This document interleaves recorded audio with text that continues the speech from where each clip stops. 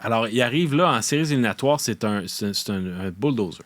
Il rentre en zone adverse, tête première, et puis il est constamment dangereux.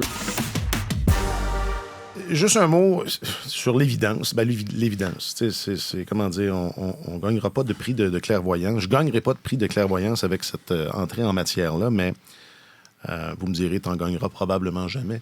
Mais moi, je savais pas qu'il y avait des prix de clairvoyance. Mais là, les gars, c'est niveau courant. Tu me l'apprends. J'ai entendu parler d'un Jules Fournier, mais bon, en tout cas, ça. Vous disiez tantôt, il faut que tes meilleurs soient les meilleurs.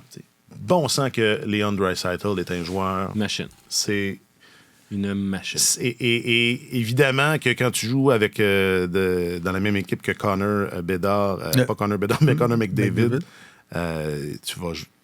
Il y a moins de lumière, mais c'est fou. C'est fou. Je trouve qu'il réussit à justement, forcer la lumière vers lui. Tu sais, j'ai souvent admis un penchant pour Nathan MacKinnon par rapport à Connor McDavid, même si je reconnais objectivement que Connor McDavid est le meilleur joueur. Mais je regarde aller Draisaitl puis je me dis, je pense que je préfère aussi Draisaitl à McDavid. Pour un peu la même raison, c'est que c'est pas seulement les habiletés, c'est la puissance dans l'exécution. La puissance dans la finesse. Ouais. Alors, il arrive là, en séries éliminatoires, c'est un bulldozer.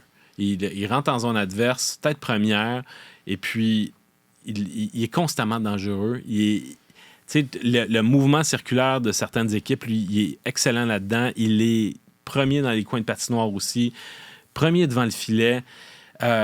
Il est confrontant face à l'adversaire aussi. Il y a énormément de chiens. Et puis, c'est vraiment un joueur bâti pour les séries éliminatoires. Évidemment, il a des statistiques de points par match extraordinaires en séries éliminatoires, là, qui équivalent à peu près à celles de McDavid, mais tu sais, c'est des buts. Mais là, on parle de... Tu sais, là, il est là, dans la stratosphère de Mario Lemieux, là, en termes de qualité de production en séries éliminatoires. Donc... ça, c'est une manchette. J'ai bien hâte de voir combien d'argent il va être capable d'aller chercher sur son prochain contrat. Parce que l'année prochaine, c'est la dernière année de son contrat. Il a le droit de renégocier avec les Oilers à partir du 1er juillet.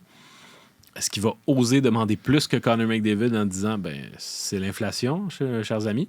Mais sur le marché, il obtiendrait plus que Connor McDavid, obtiendrait plus que Nathan MacKinnon, deviendrait le joueur le mieux payé de la Ligue. Ouais. Et puis...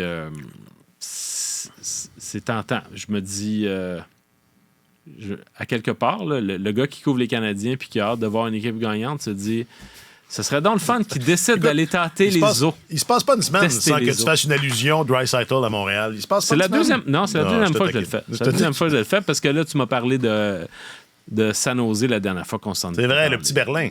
La petite Cologne. C'est ça, exactement. Ça sent drôle là-bas. Ouais. Ça sent bon. Trop. Ouais, ça sent trop.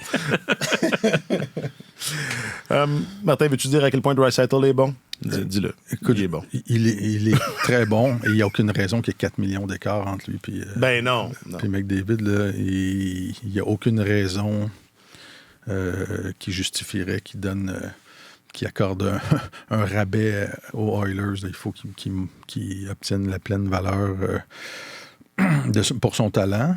Et si ça se fait pas là, ça se fera ailleurs. Mm-hmm. J'imagine que les Oilers le savent. Là. Je pense pas qu'il y a personne à Edmonton qui pense...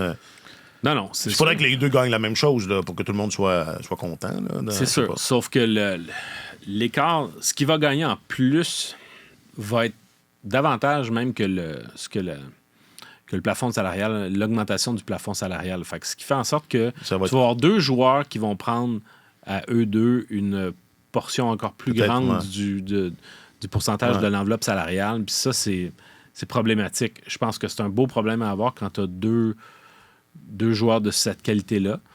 Maintenant, je pense que ce que Draisaitl veut, les Oilers, je pense, vont lui donner. Ça reste à savoir si lui va vouloir rester là ou essayer autre chose. Et je pense que la question de l'efficacité de ce modèle-là aussi se pose. Tu dis que c'est un beau problème, mais c'est ça. C'est un problème. C'est parce que tu aimes mieux les avoir dans ton équipe que pas les avoir dans ce sens-là. Là, je pense que c'est assez... Bon. Donc ça ne sera pas réglé mardi prochain. Ou enfin, est-ce que ce sera réglé mardi prochain? Ça se pourrait. Le contrat de Dreisaitl? Non, merci. Non, mais ce serait une bonne affaire. Ouais. Ça serait une bonne affaire.